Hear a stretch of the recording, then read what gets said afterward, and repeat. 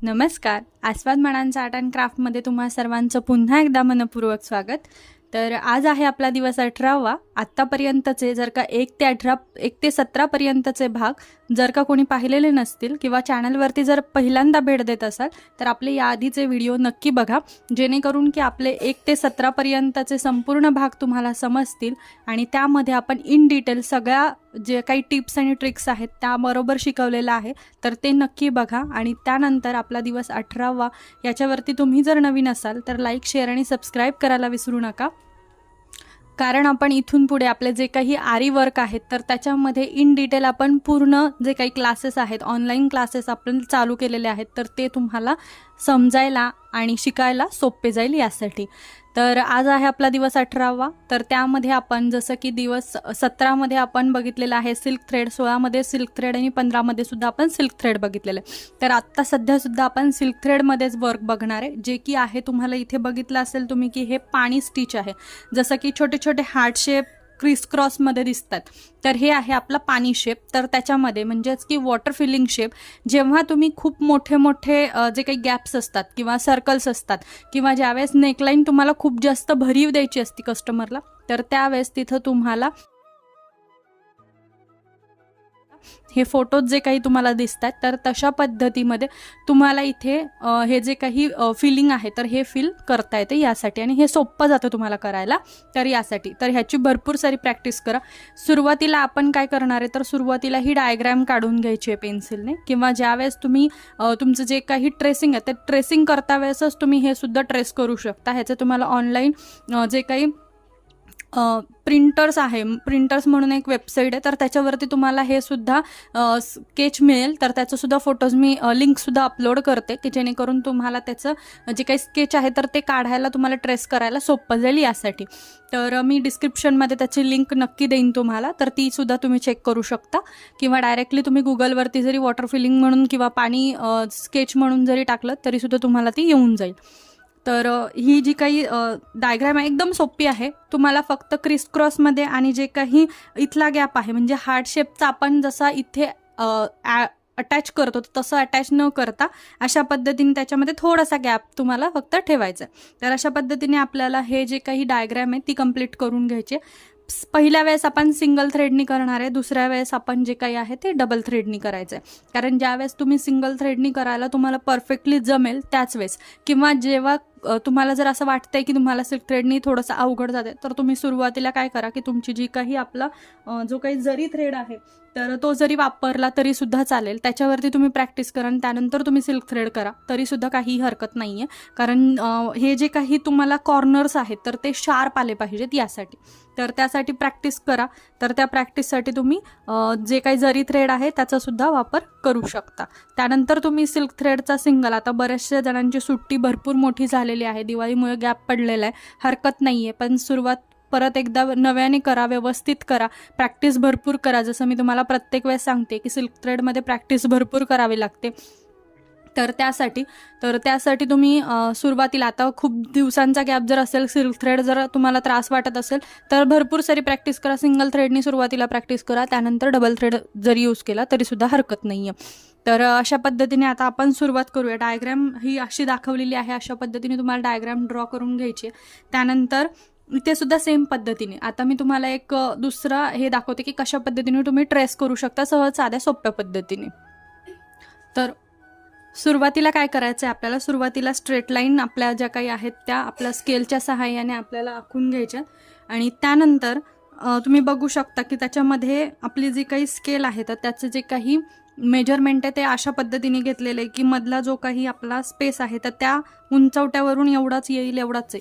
कारण 1 सेंटीमीटरसुद्धा नाही आहे, हा अर्धा सेंटीमीटरला थोडासा जास्त आणि 1 सेंटीमीटरला थोडासा कमी एवढा अंतरावरती मी घेतलेलं आहे. कारण सुरुवातीला आपण प्रॅक्टिस करतोय, खूप जर मोठे मोठे तुम्ही जर घेतले तर तुम्हाला त्याच्यामध्ये थोडासा वेळ लागू शकतो किंवा अवघड वाटू शकतं याच्यासाठी. तर खूप जास्त बारीक नाही, खूप जास्त मोठे नाही, अशा पद्धतीने तुम्हाला हे स्केच करून घ्यायचं आहे. त्यानंतर काय करायचं आहे, तुम्हाला फक्त एक हार्ट शेप घ्यायचा आहे, त्यानंतर पुन्हा उलटा हार्ट शेप घ्यायचा आहे. त्याचा जो काही डायग्राम आहे तो अशा पद्धतीने आला पाहिजे.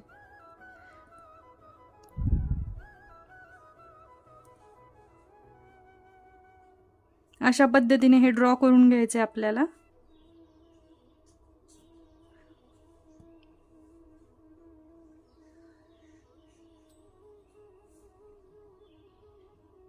तर आता हे दोन एवढ्यासाठी केलेत की एक साईड आहे ती एक साईड आपल्याला सिंगल थ्रेडनी करायची आणि एक साईड आपल्याला डबल थ्रेडनी करायची याच्यासाठी. तर चला मग आता आपण स्टिचिंगला सुरुवात करूया.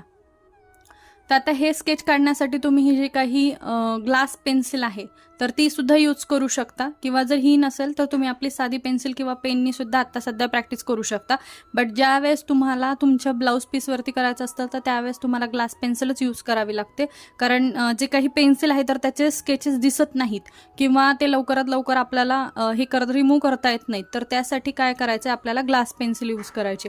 आणि जर का तुम्हाला याच्यामध्ये किंवा याच्यामध्ये सुद्धा जर का तुम्हाला चुकलंय असं वाटतंय आणि तुम्हाला जर का इरेज करायचं असेल, म्हणजेच की खोडायचं जर असेल, तर सहज आणि सोपा उपाय म्हणजेच की आपलं इरेझर जे आहे ते यूज करायचे. आपलं जे खोड रबर असतं कंपासमध्ये तर तेच आपल्याला यूज करायचं. त्याने सुद्धा एकदम सोप्या पद्धतीने इरेज होतं, लवकरात लवकर इरेज होतं, काही प्रॉब्लेम येत नाही. फक्त त्याचे जे काही रबरचे जे काही थ्रेड्स असतात उरलेले तर ते आपल्याला फक्त ह्याच्यावरनं नखांच्या सहाय्याने काढावे लागतात, किंवा एखादा कपडा घ्यायचा, रब करायचं, ते निघून जातात. बस एवढंच करायचं. आणि जसं मी तुम्हाला सांगितलेलं आहे की आपला जो काही निडल आहे तर त्या निडलच्या बाबतीत सुद्धा नवीन निडल जर यूज करत असाल तर पंच करून घ्या, किंवा जी काही निडल तुम्ही आत्तापर्यंत यूज केलेली आहे तीच जरी कंटिन्यू केली तरी काही प्रॉब्लेम नाही, म्हणजेच की 14 नंबरची तरी सुद्धा काही प्रॉब्लेम नाही आहे. सिल्क थ्रेडला आपल्याला जी काही धागा आहे तो करून घ्यायचा, आणि डबल थ्रेड ज्यावेळेस आपण यूज करतो तर याआधीचा सुद्धा सेपरेट व्हिडिओ आपण बनवलेला आहे, तो सुद्धा बघायला विसरू नका, जेणेकरून की तुम्हाला त्याच्याबद्दलच्या ज्या काही टिप्स आहेत किंवा शंका आहेत त्याचं निरसन तुम्हाला तिथे मिळेल. तर आता सुरुवात करूया. तर मी याची जी काही नॉट आहे ती टाय करून घेतलेली आहे. तर हात आपला जो आहे तो बॅक साईडनी घ्यायचा, म्हणजेच की खालच्या साईडला घ्यायचा आहे. त्यानंतर सुरुवात तुम्हाला जर कुठल्या साईडने तुम्हाला सोपी वाटते त्या साईडने तुम्ही करू शकता, काहीच प्रॉब्लेम नाही आहे. आणि धागा अजिबातही ताणायचा ओढायचा नाही आहे, जेणेकरून की जे काही आहे ते एकदम सहज सोप्या पद्धतीने तुम्हाला करता येते. जी काही आपली चेन स्टिच आहे त्या चेन स्टिचनीच आपल्याला एकदम अलगद हाताने हे सगळं काही करून घ्यायचंय.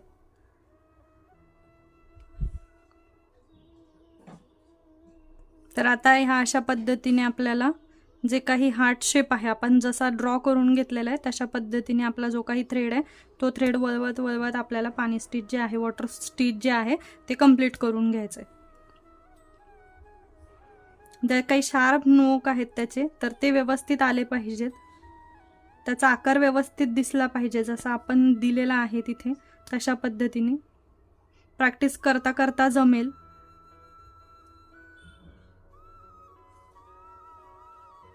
आधी सिंगल थ्रेडनी घेतोय आपण आणि त्यानंतर डबल थ्रेडनी घ्यायचं आपल्याला.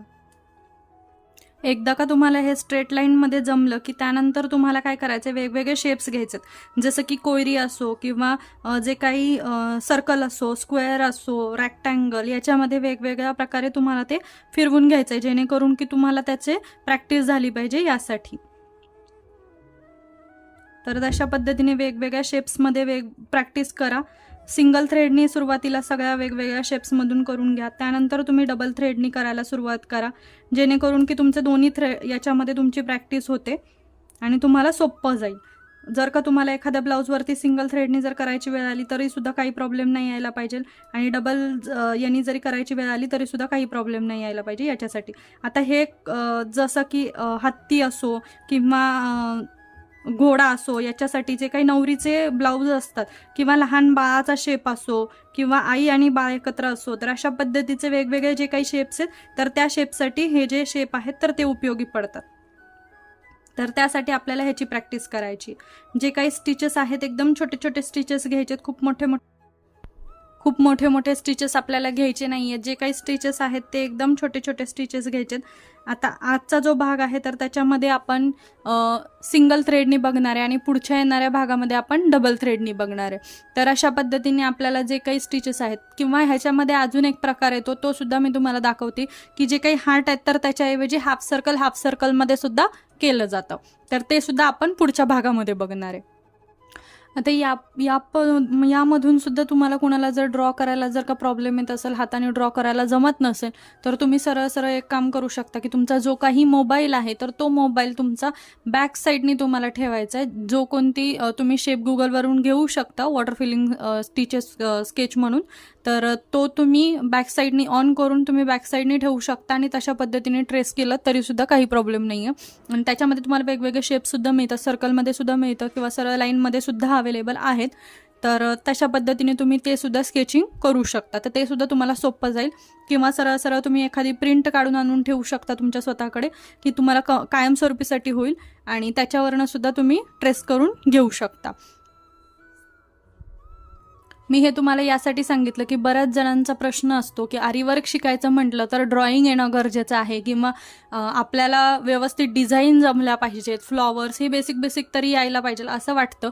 तर असं काहीही नाही आहे, कारण खूप जण त्यासाठी सुद्धा स्टॉप आहेत किंवा ते शिकत नाही आहेत की मला मेजरमेंट येईल की नाही, किंवा मला ब्लाऊज शिवता येत नाही, किंवा मला ब्लाऊजचं मेजरमेंट काढता येत नाही, किंवा मग मला ड्रॉइंग करता येत नाही. तर हे जे काही आहे तर ह्या सगळ्या शंका तुमच्या मनातल्या काढून टाका. कारण सांगते तुम्हाला की ह्याच्यामध्ये तुम्हाला गुगल जे आहे किंवा तुम्हाला जे काही प्रिंटर्स आहेत तर हे तुम्हाला खूप सोपे तुमचे जे काही प्रश्नांची उत्तर आहेत तर तिथे अवेलेबल आहेत. म्हणजेच की तुम्हाला ड्रॉइंग करण्याची गरज नाही आहे.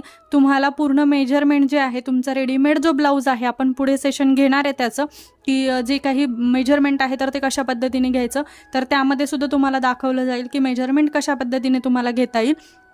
तर त्यासाठी तुम्हाला अजिबातही मनात शंका आणण्याची गरज नाही की मला हे जमत नाही आहे, ते जमत नाही. जे काही असेल त्याच्याबद्दलचे तुमचे जे काही शंका असतील कमेंट्स करा, कळवा, जेणेकरून की तुम्हाला त्याची उत्तरं आम्ही सहजपणे देऊ शकतो. आणि त्यासाठी तुम्ही कमेंट करणं गरजेचं आहे. खूप जण असं करतात की व्हिडिओ बघतात, त्यांना शिकण्याची इच्छा आहे, पण त्यांचे जे काही मनातले प्रश्न आहेत त्यासाठी ते थांबलेले असतात. तर असं अजिबातही करू नका. सुरुवात करा आणि जे काही प्रश्न असतील त्याची उत्तरं तुम्ही जे काही प्रश्न आहेत तुमचे ते कमेंट करा, त्याची उत्तरं आम्ही तुम्हाला नक्की देऊ. आणि त्याचबरोबर तुम्हाला जे काही आत्ता जी भीती आहे की मला जे काही ड्रॉइंग आहे किंवा मला हे जमेल की नाही, केल्याशिवाय होणार नाही आहे. आणि तुम्हाला जे काही ट्रेसिंग आहे तर ते ट्रेसिंगसुद्धा आपण इथून पुढच्या सेशनमध्ये घेणार आहे. सुरुवातीला आपण बेसिक जे काही स्टिचेस आहेत तर त्या बघतोय, त्या ज्यावेळेस कंप्लीट होतील त्यानंतर तुम्हाला ट्रेसिंग आणि पहिले मेजरमेंट होईल आणि त्यानंतर तुमचं ट्रेसिंग होईल. आणि त्यानंतर 3D 5D सुद्धा आपण घेणार आहे. जसं मी कमेंटमध्ये सुद्धा सांगितलेलं आहे की बेसिक स्टिचेस झाल्यानंतरच आपण पुढचं जे काही आहे 3D 5D ते सुद्धा घेणार आहे. म्हणजेच की पिकॉक असेल किंवा देवीचे आरी वर्क असो ते सुद्धा आपण पुढे घेणार आहे. तर त्यासाठी आपण बेसिक स्टिचेस आधी करून घेतोय, कारण त्याच्यामध्ये सुद्धा ह्या स्टिचेस आहेत.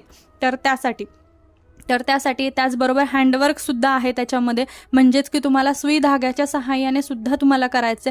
ही जी काही आरी निडल आहे ती तर आहेच तुम्हाला, पण त्याचबरोबर आपल्याला साध्या नॉर्मल सुईने सुद्धा पुढे काही स्टिचेस बघायचे आहेत. तर त्यासाठी कंटिन्यू आपले जे काही व्हिडिओज आहेत ते बघा, प्रॅक्टिस करा, आणि त्यामुळेच तुम्हाला व्यवस्थित जमू शकतं, तुमचा कॉन्फिडन्स वाढवू शकतो. आणि त्यासाठी ज्या काही शंका आहेत त्याचा कमेंट करा, काहीही शंका मनामध्ये ठेवू नका. तर अशा पद्धतीने आपलं जे काही स्टिच आहे तर ते कंप्लीट करून घेऊयात आपण.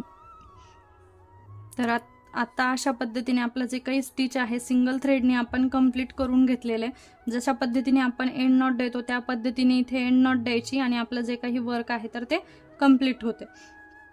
तर ते इथं एंड करून घ्यायचं आहे. तर यामध्ये ज्या काही शंका असतील तुम्हाला तर नक्की कमेंट करा. आणि आपला जो काही पुढचा व्हिडिओ आहे तर तो आपला डबल स्टिचमध्ये होईल, म्हणजेच की वॉटर फिलिंग डबल स्टिचमध्ये. कारण काय होतं आहे की आपला जो काही व्हिडिओ आहे तो खूप मोठा होतो आहे, तुम्ही स्किप करून बघू नये अशी माझी इच्छा आहे. तर त्यासाठी आपण जो काही डबल स्टिचचा आहे तर ते आपण पुढच्या भागामध्ये बघतोय. तर हा जो काही व्हिडिओ आहे तो कसा वाटला किंवा आजचं जे काही सेशन आहे ते कसं वाटलं कमेंट करायला विसरू नका. लाईक, शेअर, सबस्क्राईब करा. त्याचबरोबर आपला जो दुसरा चॅनल आहे आस्वाद मनांचा, जिथे आपण डिलिशियस आणि पारंपरिक अशा रेसिपीज बघतो, तर त्याही चॅनलला आपण नक्की भेट द्या. चला मग पुन्हा भेटूयात पुढच्या सेशनमध्ये. तोपर्यंत धन्यवाद.